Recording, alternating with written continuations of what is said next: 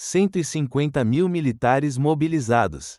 A Venezuela está intensificando seus exercícios militares em um dos momentos mais delicados de sua história recente. Tropas se deslocam em direção à fronteira, artilharia pesada é posicionada e o governo de Nicolás Maduro eleva o tom contra ameaças externas. A grande questão que paira no ar é inevitável: isso é apenas uma demonstração de força ou um sinal de que a guerra está prestes a começar? Se essa movimentação realmente representa um perigo iminente para o Brasil ou se trata apenas de um jogo estratégico, é o que vamos esclarecer agora. Para entender o que está acontecendo, precisamos olhar além dos números e analisar o contexto geopolítico, as motivações políticas e as reais capacidades militares da Venezuela. O que está em jogo vai muito além de uma simples mobilização. Fique até o final, porque a verdade sobre esse conflito pode ser muito diferente do que parece. Para entender o que está acontecendo agora, precisamos voltar um pouco no tempo e observar o cenário que levou a essa mobilização. A Venezuela, sob o governo de Nicolás Maduro, tem enfrentado uma das piores crises econômicas e políticas de sua história. Sanções internacionais, hiperinflação e escassez de recursos colocaram o país em uma posição extremamente frágil. Ao mesmo tempo, a oposição interna e a pressão externa, especialmente dos Estados Unidos e de países vizinhos, têm colocado o regime contra a parede. Historicamente, momentos de instabilidade levam governos autoritários a intensificar o discurso nacionalista e aumentar a presença militar como forma de consolidar o poder. Maduro não é exceção. Nos últimos anos, a Venezuela tem promovido exercícios militares ostensivos, justificando-os como uma necessidade de defesa contra ameaças estrangeiras. O Brasil, por sua vez, tem mantido uma relação instável com Caracas, oscilando entre tentativas diplomáticas e tensões na fronteira. Além disso, há uma questão territorial que ainda alimenta o clima de incerteza: a disputa entre Venezuela e Guiana pela região do Essequibo. Recentemente, o governo venezuelano elevou o tom sobre essa questão, o que levanta dúvidas sobre se essa mobilização militar tem relação direta com esse conflito ou se há outros interesses em jogo. Mas afinal, qual é o verdadeiro propósito dessa movimentação? Seria apenas um exercício de rotina ou um passo estratégico para algo maior? Nos últimos dias, a Venezuela anunciou a mobilização de aproximadamente 150 mil militares, acompanhada de exercícios estratégicos de larga escala. Tanques, veículos blindados e sistemas de defesa aérea foram reposicionados em pontos estratégicos do território, enquanto a aviação militar intensificou seus treinamentos. O governo de Nicolás Maduro afirma que essa movimentação faz parte de um plano para reforçar a defesa nacional contra possíveis ameaças externas, especialmente dos Estados Unidos e seus aliados na América do Sul. No entanto, especialistas questionam essa narrativa. Embora seja comum que países realizem exercícios militares para testar sua prontidão operacional, o volume dessa mobilização e sua proximidade com fronteiras sensíveis chamam a atenção. Além do Brasil, a Guiana também observa com cautela essa movimentação, especialmente devido à disputa pelo território de Essequibo, rico em petróleo e recentemente alvo de declarações inflamadas por parte do governo venezuelano. Outro fator relevante é o uso dessa demonstração de força como ferramenta de controle interno. Em meio a uma crise econômica severa e crescente insatisfação popular, Maduro pode estar utilizando as Forças Armadas para reforçar sua autoridade e consolidar apoio dentro do regime. A questão que surge é: essa mobilização tem como objetivo apenas manter a estabilidade interna, ou existe um interesse real em projetar poder além das fronteiras venezuelanas? Para responder essa pergunta, precisamos analisar se essa movimentação representa uma ameaça concreta ou se é apenas parte de um jogo estratégico maior. Diante de uma mobilização militar desse porte, surge uma questão inevitável: a Venezuela realmente pretende iniciar um conflito ou essa movimentação tem outro propósito?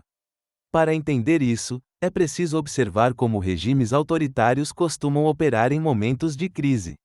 Quando a economia entra em colapso e a insatisfação popular cresce, Uma estratégia recorrente é criar uma ameaça externa para desviar a atenção da população e justificar medidas de controle mais rígidas.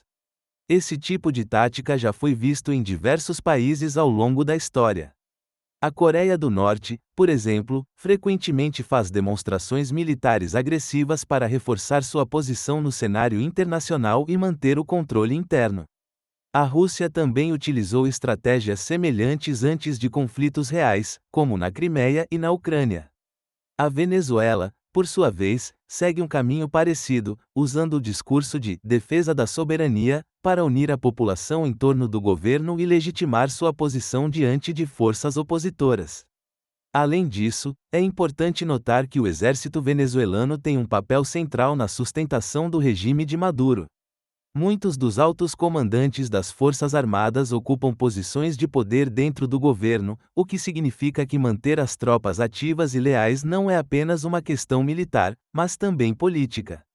Assim, essa mobilização pode ser mais uma jogada estratégica para consolidar o regime do que um verdadeiro prelúdio para um confronto. Mas, afinal, a Venezuela tem capacidade real para iniciar uma guerra? A Venezuela pode até demonstrar força, mas a realidade operacional do seu exército conta uma história diferente. Apesar de possuir aproximadamente 123 mil soldados ativos e um número considerável de equipamentos militares, o país enfrenta sérios desafios logísticos e financeiros que limitam sua capacidade de sustentar um conflito prolongado. A crise econômica afetou diretamente as Forças Armadas, reduzindo investimentos em manutenção de equipamentos e dificultando o acesso a peças de reposição e munição. Além disso, grande parte do armamento venezuelano vem da Rússia e da China, países que já estão envolvidos em outros cenários geopolíticos e podem não ter interesse em fornecer suporte imediato a uma eventual ofensiva. O Brasil, por outro lado, possui uma das forças armadas mais bem estruturadas da América Latina, com maior capacidade logística, superioridade aérea e um orçamento militar significativamente maior. Em um confronto direto, a Venezuela enfrentaria enormes dificuldades para sustentar operações ofensivas contra o território brasileiro. Outro fator crucial é a falta de infraestrutura para uma campanha militar prolongada. A Venezuela não tem recursos para abastecer uma guerra e depende fortemente da lealdade interna de seus militares, o que pode ser um risco caso a situação se agrave. Dessa forma, a pergunta não é apenas se a Venezuela quer um conflito, mas se ela tem condições reais de iniciá-lo. E mesmo que a guerra não seja iminente, há outros riscos que o Brasil precisa considerar nessa movimentação. Mesmo que um conflito direto entre Brasil e Venezuela seja improvável, isso não significa que essa mobilização militar não represente riscos. O principal perigo não está em uma guerra tradicional, mas sim em um cenário de guerra híbrida, onde o conflito ocorre de forma indireta por meio de pressões diplomáticas, operações encobertas e até desestabilização da fronteira. A fronteira entre Brasil e Venezuela já é uma área sensível devido à crise migratória. Milhares de venezuelanos cruzam diariamente para o território brasileiro fugindo da fome e da repressão. Se a tensão militar aumentar, esse fluxo pode se intensificar, gerando desafios humanitários e de segurança para o Brasil. Além disso, há o risco de incidentes envolvendo patrulhas militares ou até grupos paramilitares agindo na região, o que poderia aumentar as tensões e forçar uma resposta do governo brasileiro. Outro fator relevante é o impacto na estabilidade regional. Países vizinhos, como Colômbia e Guiana, observam a movimentação com preocupação. Um aumento da tensão pode levar a um realinhamento militar na América do Sul, com possíveis interferências de potências estrangeiras, como Estados Unidos e Rússia, que já possuem interesses estratégicos na região. Diante desse cenário, a principal questão que permanece é: como o Brasil deve responder a essa situação? E, acima de tudo, essa mobilização militar venezuelana pode ter consequências a longo prazo para a segurança e a política regional. Após analisarmos todos os fatores envolvidos, a resposta à grande questão inicial fica clara: a Venezuela não tem capacidade real para iniciar uma guerra contra o Brasil, e essa mobilização militar parece muito mais uma estratégia de propaganda interna do que um prelúdio para um conflito direto. No entanto, isso não significa que a situação deva ser ignorada. Os riscos de instabilidade na região são reais, e o Brasil precisa estar preparado para lidar com eventuais desdobramentos, seja no campo diplomático, seja no reforço da segurança de fronteira. Diante desse cenário, o que você acha?